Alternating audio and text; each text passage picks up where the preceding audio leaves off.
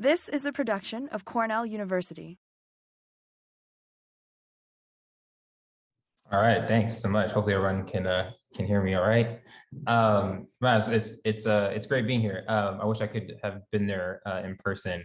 So hopefully this goes well and I have a chance to come back. Like that great introduction by George, I am assistant professor in biostatistics and a senior researcher at Microsoft Research in the biomedical machine learning group. Just as a quick background for everyone who may not be familiar with who I am, I think about our recurring research theme in my research group as one that we take modern computational approaches and we try to develop theory that enable their interpretations to be related back to classic genomic principles. So one thing I like to say is, we don't just take or try to find build really fancy hammers and look for nails. We actually really care about the specific biological questions, and we try to build specific hammers for those given questions. And so one theme across all the projects and the stuff that we have ongoing on the lab is the idea of like modeling variation across complex traits. And we do this over complex traits, and a lot of times we think about this in human beings and other model organisms. And this could be this idea of studying human height. I also do have this other part of my research program that thinks about not only how to model genetics information, but proxies for genetic information. So this idea of modeling shapes across different species. So here we have finch beaks and heel bones from different primates. I won't talk about this today, but I'll touch on this a little bit at the end of how these methods that I'm going to present today can be used for some of these applications. And so what I say about dissecting phenotypic variation, we like to build statistical models where we think about phenotypic variation as being an entire piece of the pie, right? And this pie can be broken down into a combination of genetic and environmental effects, right? Now we like to focus on this genotypic variation portion where we like to dissect this into additive variation. So you can think about this idea in a statistical model as being gene A's effect plus gene B's, as well as take into account these nonlinear pieces of the pie as well. So you can think about this as the effect of gene A times the effect of gene B. My group thinks about the genetic portion as being like an statistical epistasis here. So you can, we'll focus this on this gene by gene interactions, but of course this nonlinear component can also be a G by E as well. And a lot of methods that I'll present today can be extended to those application areas. And so the data description for stuff that I'm going to focus on in this talk, or, we could think about this as we'll have some continuous trait vector Y. This could be anything from crop yield, again, to human height, body mass index. And then we're going to focus on their inputs for these algorithms on being genotypic data. So like this, the SNP chip. So every cell here being coded as 0, 1, or 2, based on like some minor allele frequency. A big part of our statistical program, at least when we do in statistical genetics for humans, is we think about linear models being well suited for trait mapping. Okay, so going back to Stat 101, we have some trait. We have our high dimensional genotypic vector here. For humans, a lot of times we're thinking about, we're studying over hundreds of thousands of individuals, millions of SNPs. What I really want to focus on this slide is this beta term here, and we're going to focus a lot on this beta term where each beta J for every single SNP kind of lends some notion of evidence or association for that given marker, right? And with these beta J's, after I do some ordinary least squares or whatever the case might be, these beta J's can now lead me to be able to do things like hypothesis testing, right? And that's really, really important in our schemes because hypothesis testing leads to things like p-values, significant metrics, so then we can then go downstream and do further analyses with, right?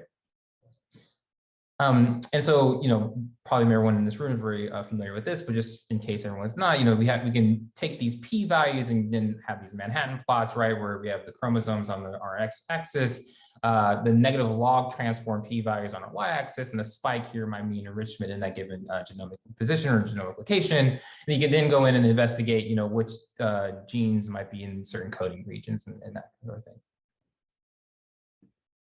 So, I've done a few ideas about how to extend these models, not by looking at just one trait, but many traits, and how to leverage the correlation not just across SNPs, but also across phenotypes in order to do better genomic selection and better prediction for different complex traits and diseases. So a recent paper where it just came out with a really good friend of mine, Dan Renchi at UC Davis, was thinking about this idea of leveraging that correlation structure in order to improve upon the state-of-the-art models in this field. And this is our recent paper, just came out in Genome Biology using this method called mega-LMM, where we can actually study hundreds of thousands of traits at any given time, and have that scale quite well as the data sets get larger and larger. Now, a big portion of my group is to move away from linear models, okay? So my group actually thinks about how to use machine learning for a lot of these given association mapping based tasks. For a lot of people that are probably really aware, machine learning are pretty well suited for prediction based studies. But unfortunately, a lot of these methods are also referred to as being black box. And what I effectively mean by that is, we typically have some output in these or input in these algorithms, some sort of data. The data is fed into this algorithm and then outspits a really nice prediction, but you don't necessarily understand or have a very clear view of what's going on inside these algorithms. And in other words, this idea of the classic idea of hypothesis testing that I showed in the linear model case is kind of lost, right? And so a really big research goal for my research program is to provide interpretable ways to summarize how these input variables are being upweighted or downweighted in order to get these really nice predictions, right? Like trying to figure out how this algorithm is summarizing the importance of these variables in the context of these really nice predictions. And so here I think about the inputs being genotypes and then the outputs being phenotypes, okay? Now to kind of tie this all back in together, of a linear versus black box model regime, on the left-hand side, we have linear models where, again, hypothesis testing is really well characterized. The issue with linear models is that I only see a portion of the pie, right? Linear models can only model additive effects. And as a lot of us are very aware, a lot of complex traits and phenotypes have a significant proportion of non-additive variation that play a role in the progression of these diseases.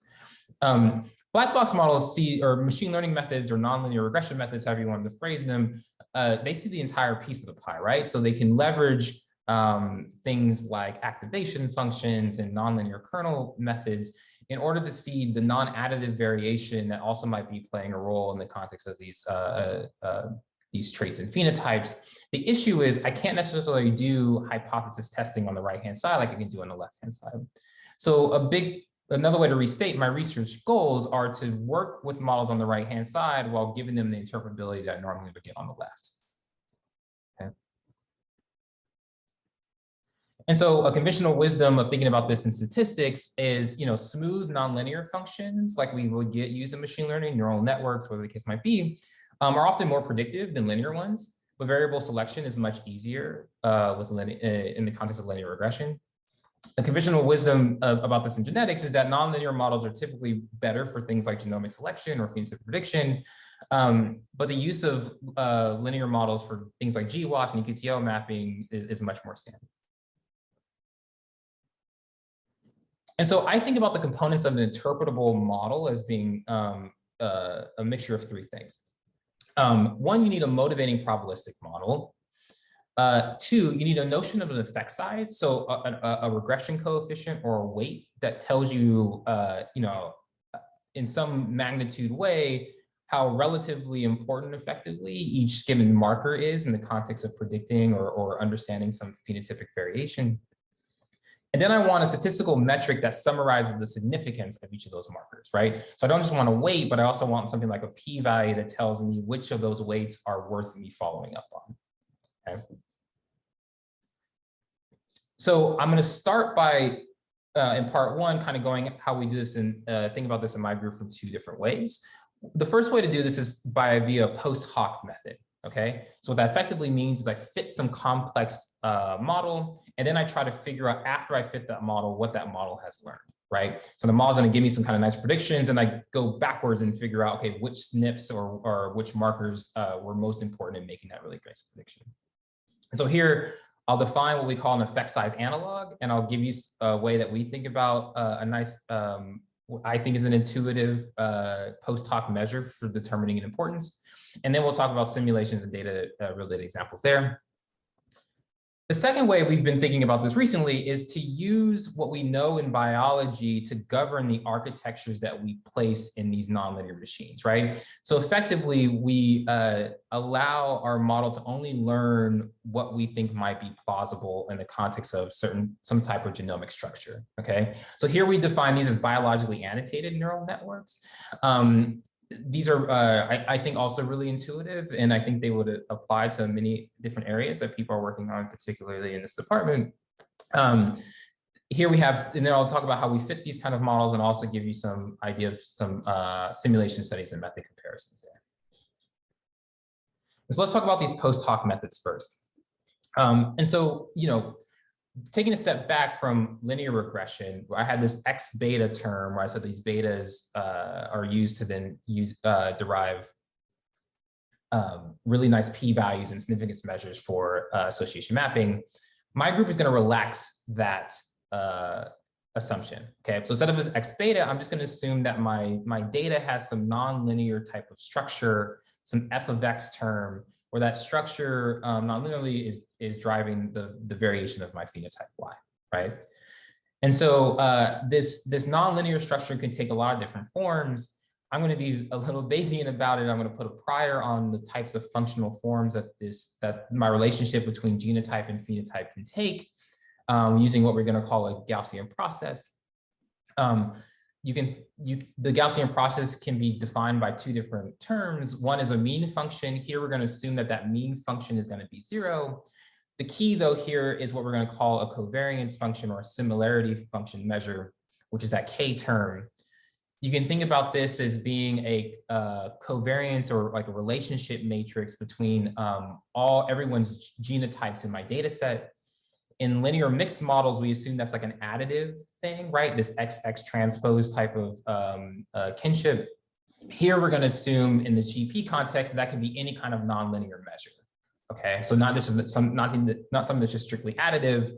I could place something like a Gaussian kernel on this. So instead of measuring the additive relationship between observation 1, observations 2 genotypes, we'll have a nonlinear measure instead. And this is going to give me a lot more flexibility to model, again, that nonlinear portion of that pie that I showed earlier. And so the key thing about these nonlinear kernel models that's actually really cool is you have this really nice kernel trick that's available. But the kernel trick can also have an issue with it if your goal is not just prediction and your goal is also to have some kind of idea of interpretability. So I can start my high dimensional SNP space. I can define a kernel function, which effectively means that I can model things with this nonlinear f, right? I get really nice prediction in what we call a function space.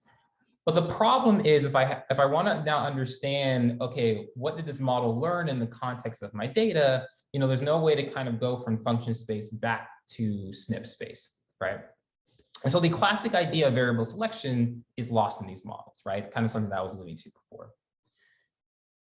And so I have a nice motivating probabilistic model, but once I fit this nonlinear function, how do I get this idea of an effect size or an effect size analog in this nonlinear framework?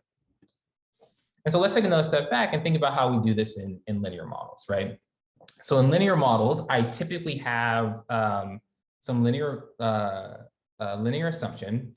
The way I derive an effect size estimate for these betas is I project my phenotype onto the column space of my data, right? This gives me a nice beta hat, and this beta hat is what I use to derive p-values with, okay? One standard projection that we assume is kind of like this generalized inverse at the bottom. Now, what we created with our own group is we said, okay, we can derive like an analog with our own nonlinear models, right? So instead of this yx beta term, now I have this f instead. Instead of projecting y onto the column space of x, I'm going to project my smooth nonlinear function onto the column space of x, okay? And that's going to give me what we're going to call an effect size analog for every SNP.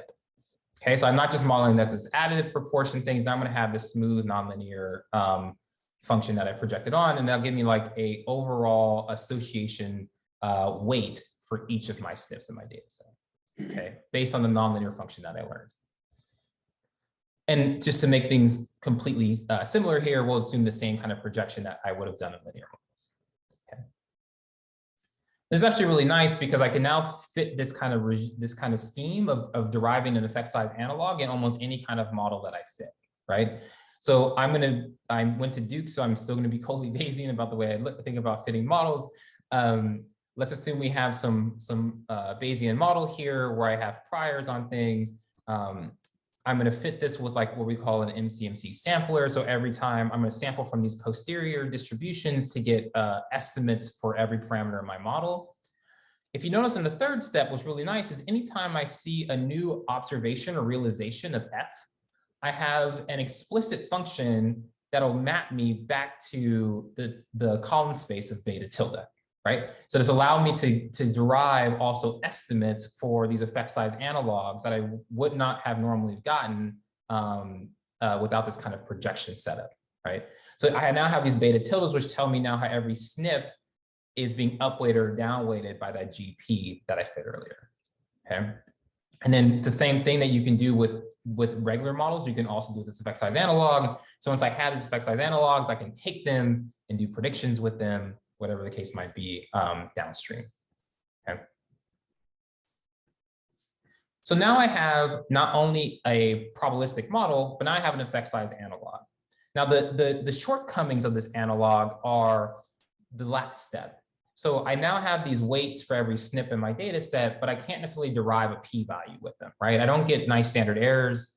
In Bayesian statistics, we have this thing called the posterior inclusion probability, which is the probability that any of these models or any of these features are enriched for a given trait or a given output.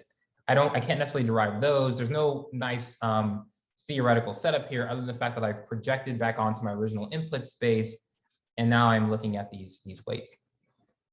So recently what we did is think about, okay, once I have this collection of weights, how do I now figure out a nice way to rank them so that I can tell, like an experimentalist, these are the things that you want to follow up with first. Now, the way that I've thought about this is via sports. And we've come up with a new measure to kind of do this. And I'll get to the math in a second, but let's think about this intuitively really quickly. So let's say we have a sports team, okay? Now, the sports team as a collection is going to have some kind of identity, right, as a network, right? And that group is going to win a certain amount of games, right? Now, the way I can figure out who the most important player is in my network is I can individually take each of these players and put them on injury reserve, right? So let's assume one at a time, each of these players are not playing, okay?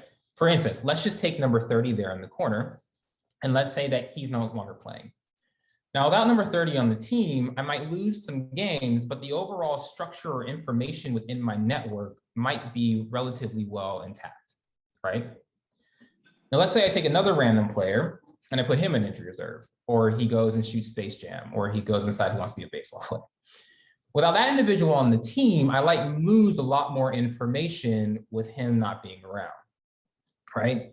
So the way I can do this, if I could do this on every single player, I can measure the distance between my information I had in my full network and the information I've lost with the network with that individual not being around on the team anymore, right? And that distance will tell me, relatively speaking, how important each player is in some rank order, right?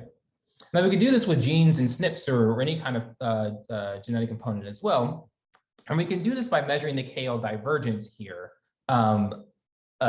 after we fit these models, right? So I get these effect size analogs. The way I can do this now is study the KL divergence between every single SNP being included in my network and each SNP being conditionally out of my network, right?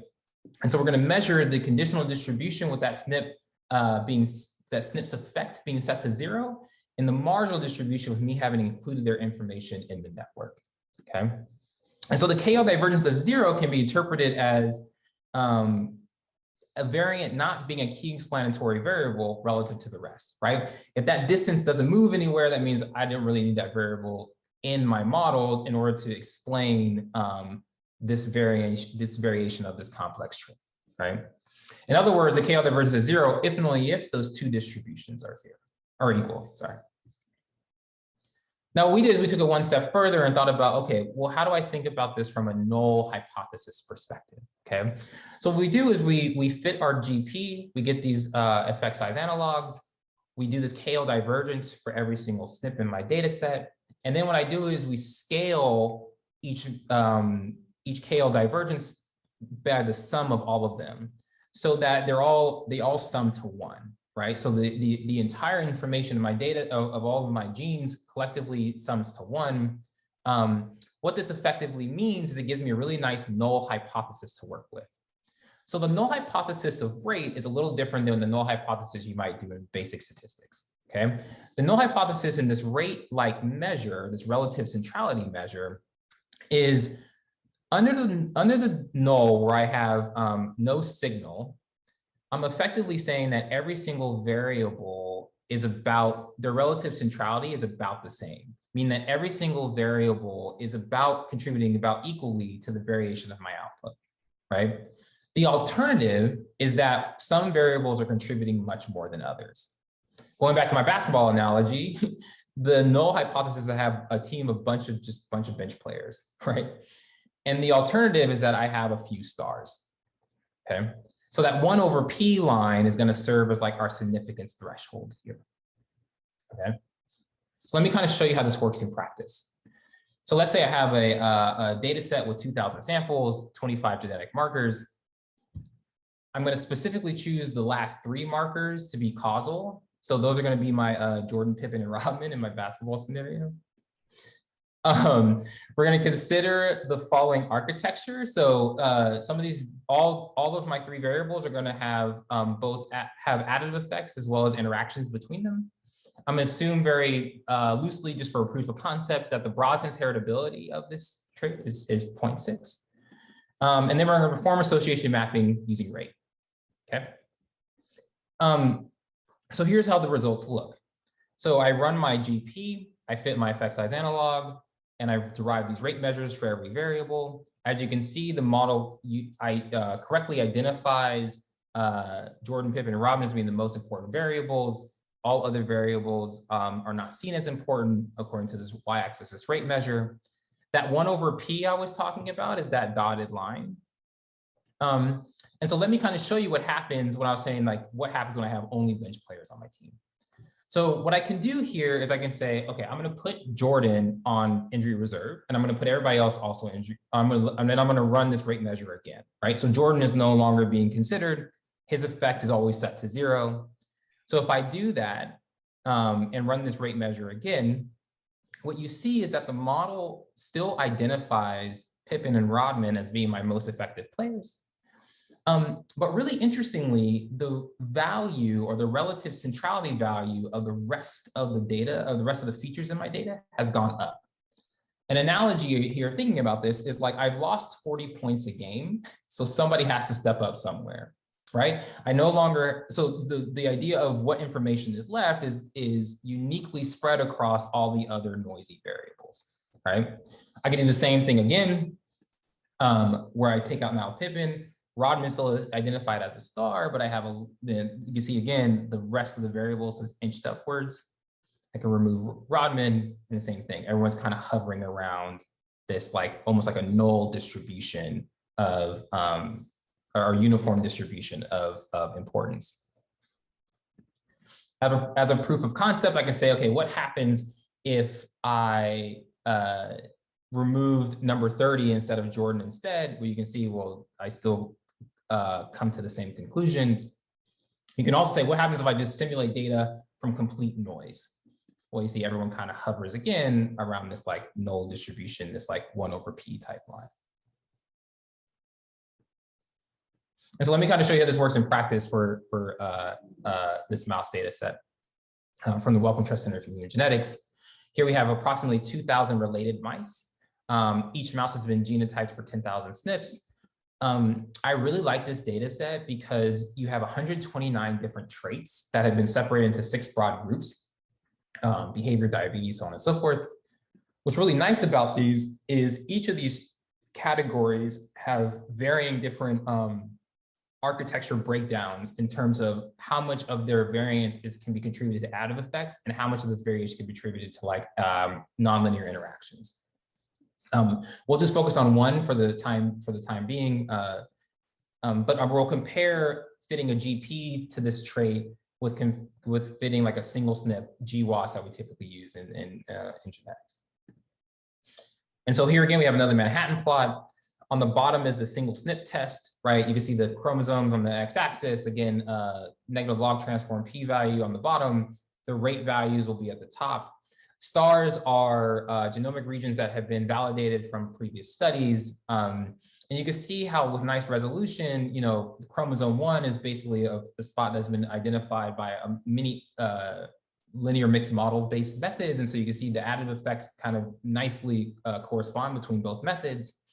But areas like chromosome 11 and 12, where there's a lot of non-additive variation that happens between these two genomic positions, you can see how nicely resolved the GP is able to identify that with rate versus like things are a lot more noisy when looking at the single SNP test.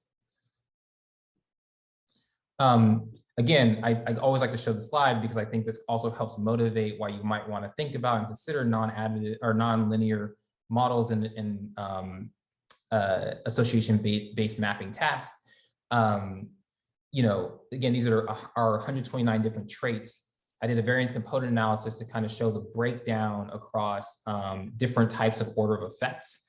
And you can see if I look at additive effects are going to be at the top, you have pairwise interactions, third order interactions, and then this idea of common environment interactions with genetics. And you can see how very rarely, at least in this data set, does additivity kind of dominate the phenotypic variation. You can see in a lot of these phenotypes, there's some nonlinear component that's driving this variation across these different mice. And so I just use this as like a nice example to show that there is some utility here. And so that's one method that we use to think about post hoc, like how to deal with these things. Now rate's not perfect, right? Rate's a nice model, and rate works really well for these kind of smaller examples where you have 2,000 mice, 10,000 SNPs. As that number of SNPs goes much higher, that 1/p line becomes not as useful anymore, because as p goes to infinity, that number gets closer and closer to 0. So the idea of like what is significant anymore becomes a lot more hazy. And so there is a finite place where this GP and rate thing is incredibly useful.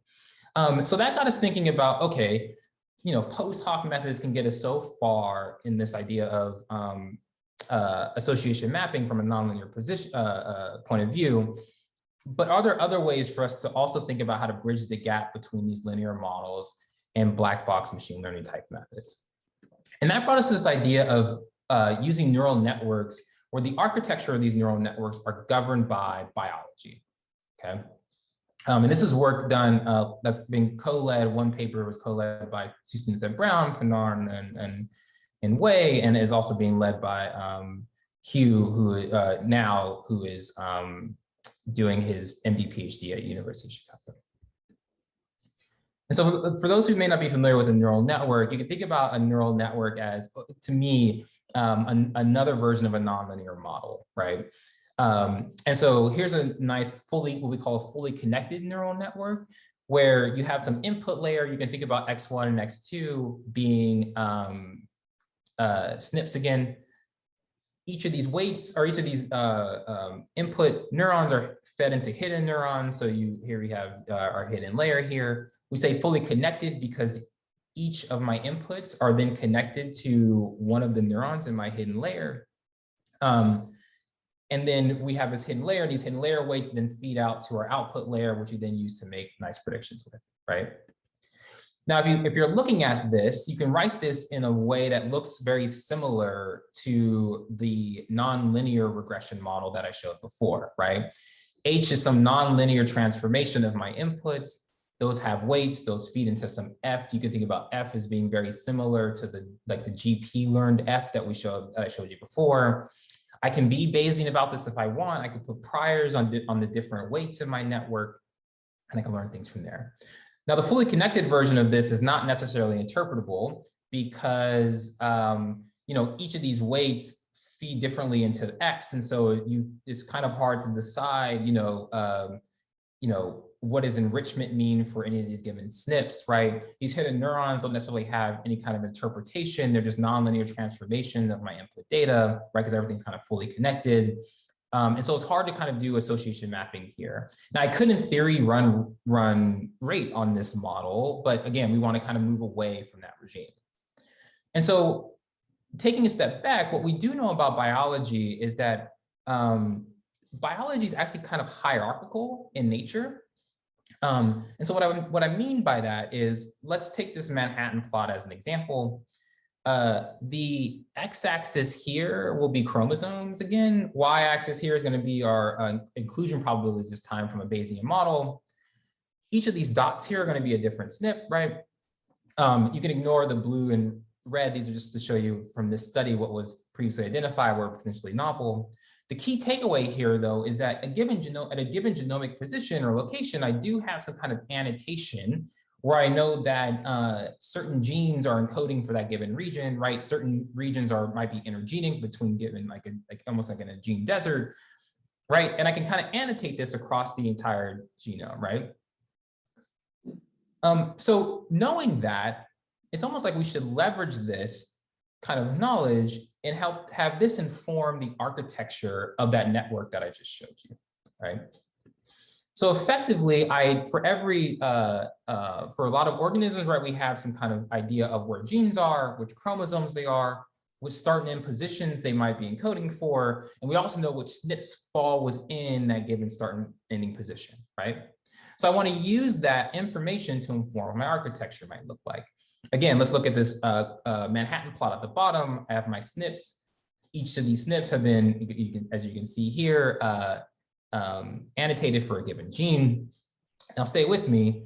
What would be really cool to create biologically annotated neural networks, and you can kind of see this, is if I flip this thing on its axes where I have naturally grouped variables together and from an interpretable region, I kind of have this thing that looks like a neural network, right? Groups of input variables can be grouped together based on whether or not I know that they are annotated for the same genomic unit or for the same gene, right? Or same pathway or whatever the case might be. Why this is really nice is this creates a partially connected neural network where not everything's connected at the hidden layer. You strategically connect things based on that annotation. And what that does is it gives you interpretability at every single scale or every single layer of the model, right? Now my input layer is still my SNPs or my variants, but my hidden layer now are genes and SNP sets, right? And the output are phenotypes. And so now I have a way of looking at a fully interpretable model where all of my weights are connected to a single unit that I now can do things like variable selection on, right? And so that's what BANNs is all about. It's about using this partially connected architecture to do so. So we start with some annotations. Here we'll think about SNPs as being like SNP sets as being things like genes and pathways. I know which chromosomes these things lie on. I know which start and end positions they are. And I know what SNPs fall within the context of that thing. And I could use that to create my partially connected network. And everything here is color coded based on which scale I'm looking at. So my input layer are my SNPs. This feeds into my SNP set layer, and this feeds into my phenotype layer, right? Now I can be what's really nice about this initial setup here is I can now specify really cool priors based on how I think SNP level effects might be distributed versus how I think maybe gene effects might be distributed, right? So I can think about whether a trait has a very traditional type of scheme where you have SNPs that are either associated or not associated, and I could put like a spike and slab prior on that. Or I can think about a little more nuance in how SNPs might be distributed if the trait is very polygenic or not, where I have maybe highly large effect SNPs, maybe intermediate effect SNPs, so SNP effects that are small yet non-zero, and then SNP effects that are actually zero, right? So that gives me a lot of room to play with, and I can tailor this based on the architecture I believe to be true for my trait. And so now we can specify a really nice hierarchical model to do this. So I take my partially connected model and I can create a really nice hierarchical Bayesian nonlinear regression model that represents this network, right? So I have my fully specified SNP layer or phenotype layer here, where the phenotype is just a linear combination of my hidden neurons, right, with their weights and some biases. I can put nice priors for how I think those SNP set effects are distributed. And my hidden neurons, are a linear combination of my input SNPs, right, and their weights. And I can put a nice little prior of how I think SNP effects might be distributed. And that gives me a really nice nonlinear regression model. Okay. And now I can do is I can then define posterior inclusion probabilities for how I think, which SNP level weights are 0 or non-zero, and that gives me like an enrichment score for which I can follow through with, right? This model is really flexible. So in human genetics, we also really think about working with summary statistics. So if the individual level information is not available to you, can you work with almost like from a meta-analysis perspective? This model also works with that. If I don't have access to genotypes and phenotypes directly, I might only have access to effect size estimates from another study and some reference panel LD matrix. This BANN's model also works with that, where instead of modeling the Y variable directly, I model the effect size estimates, and then I feed in some reference panel LD to then do the same kind of inference. We can also do this from a multi-phenotype perspective. So instead of just modeling one phenotype, I can also model multiple at a time. And also, like I was mentioning before with the mega LMM story, leverage the correlation across traits to increase our power for identification or association mapping in any one given trait. And so again, the BANN story has the same kind of three components that I was speaking about before, right? There's a motivating probabilistic model. There's a notion of effect size, like this idea that I have one weight per neuron for which I can do classic variable selection with. And then I can also derive inclusion probabilities, which allow me to have some metric that summarizes markers. And so we use a variational EM algorithm to fit this model. The mean for each of the weights for non-associated SNPs and SNP sets are set to 0. And we get these nice inclusion probabilities, which tell us the probability that any one of these given weights are not equal to 0, right? So posterior inclusion probability is closer to 1 means more enriched, closer to 0 means not enriched at all. Okay, and what's really nice is we get this at both the SNP level as well as the SNP set level. So you can do multi-scale inference simultaneously. So let me show you how this works. We'll work with chromosome 1 of individuals of self-identified European ancestry in the UK Biobank. This data set has 349,000 individuals and 36,000 or so SNPs. We're only going to look at chromosome 1. We're going to use a reference database where we've annotated for 1,900 genes. I'm going to assume the traits in this simulation study are have a heritability, a broad-sense heritability of 0.6. But again, in this paper, there are we go over so many different scenarios. So feel free to look at and search all of these if you want. They're like 60 pages supplementals of different experiments that we run. One thing that's ideal here is that we want to compare our model's efficacy on both SNP level association mapping as well as SNP set or gene level association mapping. The idea here is that if we're doing things correctly, BANN should be superior at both tasks, right? So it should prioritize causal SNPs well, and it should prioritize the genes that hold those causal SNPs also well. So we're going to compare against methods in the field, state-of-the-art methods in the field that are supposed to be good at either one of those tasks. So here's the SNP level results.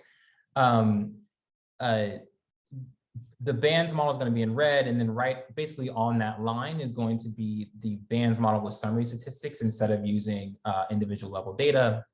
Sparse architecture here just simply means there are a few SNPs that are driving association of the trait, and polygenic means there are many. Obviously, the polygenic task is much harder because every SNP describes a smaller and smaller piece of that given variation pie, or that pie chart I was showing before with the phenotype. But you can see how competitive we are on this level in both of these given architectures. And then also for the gene identification task as well. You can actually see there's a little bit more separation between us and these gene level methods. Part of our future work here is improving the runtime and the scalability of BANN. So we've moved this from just being able to run on CPUs to be much more utilized on GPUs to work with much more larger data sets with many more features and many more observations. And also taking in multiple phenotypes at a time. So that work will be coming out soon. We did an ablation test, which I thought was really useful from a reviewer. This idea of how useful is it to have a nonlinear model. In this case, can't we just use LMMs instead? And so we ran this ablation test where we kind of removed different pieces of the model to show which piece was most needed in order to have this high sustained performance. So here's this with additive architecture. Our variational EM scheme is needed here, but the thing I always like to point to people is that blue line is us having a activation function for those hidden neurons that's additive versus non-additive. So the red is our model non-additive, and the blue is just having an additive activation function, effectively just saying non-linearities don't necessarily matter. So you can see when the architecture of the trait is additive, sure, that doesn't necessarily mean anything. Those lines are basically right on top of each other. What's really cool is that if we include epistasis into the simulation of our traits, you can see how much how effective the model's performance is by not having that hidden activation neuron. And so you can see that blue line kind of drops off. So I thought that was like a really cool thing that the reviewers asked us to do. There are a few things that we're trying to improve with this. The variational EM in our algorithm can sometimes underestimate SNP heritability or weights for complex traits and architecture. So we're trying to figure out ways to get around this. This might mean fitting different model fitting schemes in the future. You can kind of see when things are just additive on the left-hand side, we're almost perfect at this task. And as the architecture of the trait gets a little bit more complicated, you can see how we're kind of like downward, there's like this little downward bias. This is not surprising to us, but these are things that we're thinking about in the future of how to make better.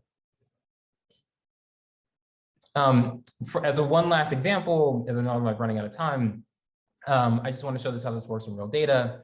So here we have the Framingham heart study for data set 1, and we're also going to take a random subset of 10,000 people to show if we're able to replicate some of these findings across 2 different data sets. We filter these genotypes in the UKB to have the same SNPs that were genotyped and observed in the Framingham heart study. We consider 18,000 SNP sets of a combination of genes and intergenic regions between those genes as our SNP sets. And we're just going to show you this example on low density lipoprotein cholesterol concentration. So here you can see the results from bands. Again, the really nice thing about this is you get this multi-scale view of things. So the Framingham heart study is at the top, UK Biobanks on the bottom, and you can see that we only have a SNP level resolution, but in the box in the legend here, we can also show which of those genes are also enriched for that given thing. And so the genes are kind of listed at the top here. Stars are the things that are actually replicated across those 2 data sets, which is actually quite interesting because the Framingham heart study actually has a diverse set of people involved. And so there's further investigation that one could take here. But that was a lot of fun working in this space. And so just for the last 5 minutes, I would like to give you guys an idea of like stuff that we're working on in the future. And if anyone is interested, I would love to collaborate on some of these avenues. So, the first idea for us here is to take bands and these kind of like neural network methodologies and completely close the gap between what they're able to do and what you're able to do with linear models. And so we're really trying to develop theory that for like things like for the BANN framework to be amenable for genomic studies with small sample sizes, for instance.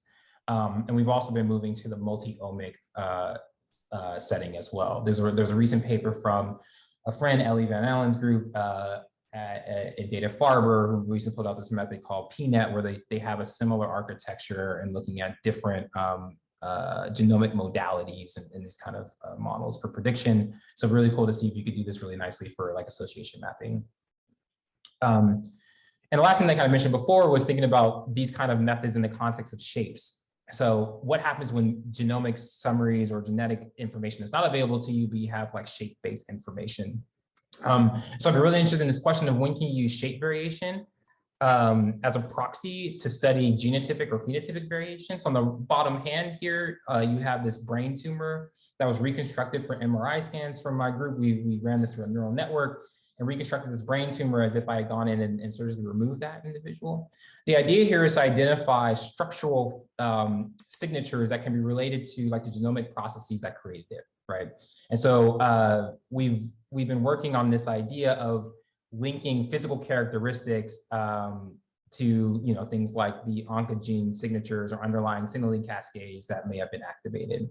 And if you could do that, you might think about ways of studying shape and morphology and using that as a proxy to then predict like treatment strategies or things like that. Now that problem is really hard, but we've already made a lot of progress here. And so one thing to kind of pitch for those who are thinking about some of these questions of shape or imaging based things, we created this thing called the SINATRA Pipeline. SINATRA stands for some acronym, but I really like it because it kind of takes all of the weird things that I do in my lab and kind of combines them all into like one cohesive sound. And so SINATRA takes shapes from different species, different mutational classes, I guess 3D meshes or 3D objects. What it does is it encodes these 3D objects into like summary statistics using things from differential geometry and topological data analysis. These summary statistics encode all the geometry and topology in each of these shapes. Once I have these curves, I can do variable selection on these curves. I can do with any feature vector, right? So I can use rate, I can use something like a neural network, whatever the case might be. And once I can identify the pieces of these curves that are signatures that drive the variation between these two species. Now, what's really cool is once I identify these pieces, my transformation from shape to summary stat is invertible. So I can move from summary statistic back onto the physical surface of these 3D objects. And I can identify the pieces of these shapes that are enriched for this given these given species. Basically describing these are teeth from carnivores and herbivore primates. And we can show the actual physical regions that are different between these two groups. We've done this with a bunch of different model organisms and things like that now. We've done this with proteins and protein dynamics, as well as maize roots from different crosses to kind of as a predictive model to think about which crosses might produce the most yield, things like that. So that's been really fun. Overall, I just really want to thank everyone for hanging out, listening. Hopefully I said something that might be useful for people. These are projects that I love what I've been able to do because I've got to work with so many cool people in so many different places. People have been nice and have given us money. Here are some relevant references from the things I've talked about. And yeah, with that, I'll take any questions. All right, are there any questions from folks in the audience? Hi there. It was a really cool talk. Thank you very much. I was wondering, when you're saying that you're working on speeding it up, how long does it take to run? Like the sort of test cases where you have like a few thousand samples with like tens of thousands of SNPs. Like how much power do you need to run that analysis? Yeah, that's pretty fast. So the current version of this is for a few thousand samples and like a couple thousand SNPs. So in the UK Biobank setting, we were able to run like 100. We ran 100 replicates for each different setting, and each of those replicates only took like a day and a half or something like that. They're pretty fast to run through. I think our new GPU implementation is even faster than that. We're thinking about larger studies where we have like 500,000 people. So we're still working up towards that setting, but the current setting of things I show here are ready to go now. And they can be ran without many resources. No, that's super cool. Thank you. And if I can ask another question. Yeah. So can you have overlapping sort of gene sets or SNP sets? That's a great question. Okay. The short answer is yes. The thing that we're still investigating is the correlation, how much overlap are between those two gene sets. So because of there might be an identifiability question here that could throw the algorithm off. So we've been thinking about, we just started investigating this for pathways where you have largely overlapping pathways, trying to choose between the two. What the model will do in that case is it's going to choose, in the variational EM framework, it's going to choose one of those two pathways if both of those pathways are causal. So that means you might have, the model's going to err on a larger type 2 error than a larger type 1.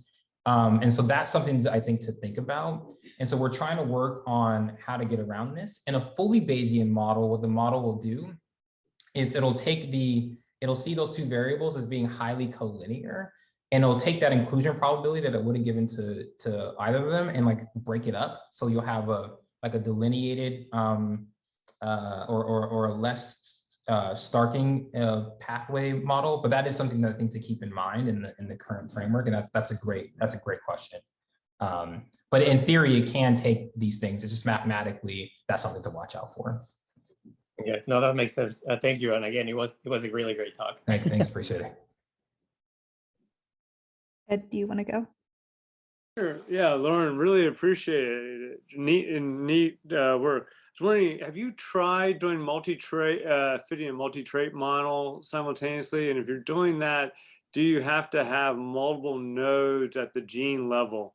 Because a particular gene may have effects through its differential expression and through its protein, amino acid changes, right? And those are two different axes of variation, but there's information coming from multi-traits. So I'm kind of wondering how you're thinking through that type of that architecture. No, that's a really good question.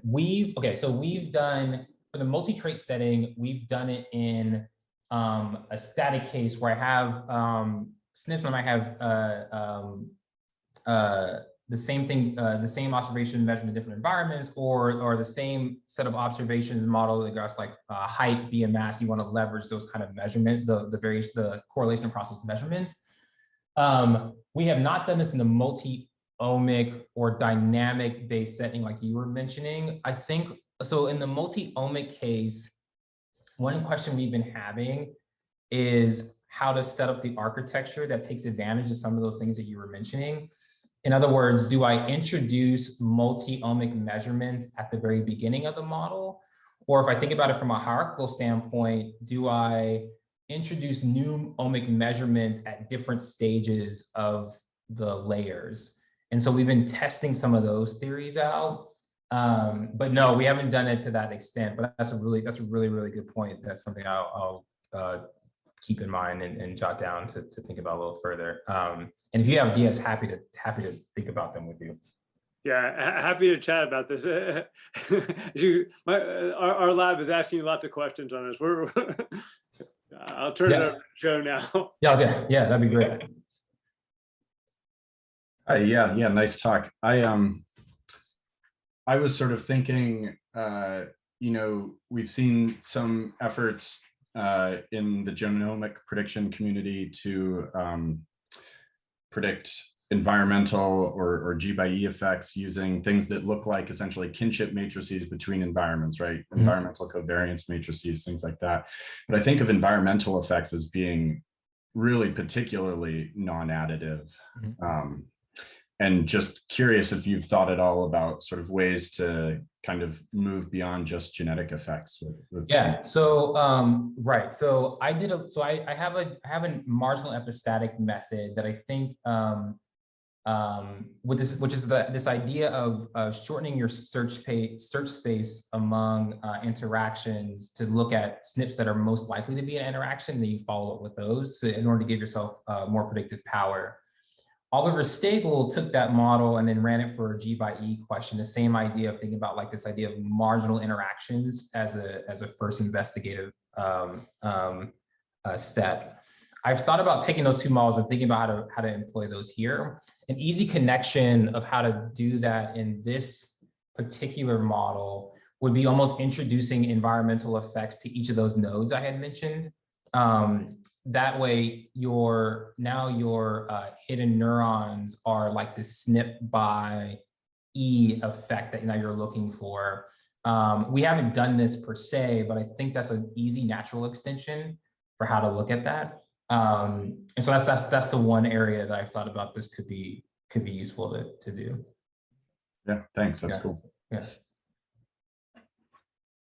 All right, it looks like we're running out of time. So I just want to thank Lorin again for giving a great seminar. And for any grad students or interested postdocs that want to ask more questions, we have the after seminar virtual lunch chat right after this, which the link should be in your emails, but also in the Zoom chat. So thank you, Lorin, and bye, everyone. Thanks so much.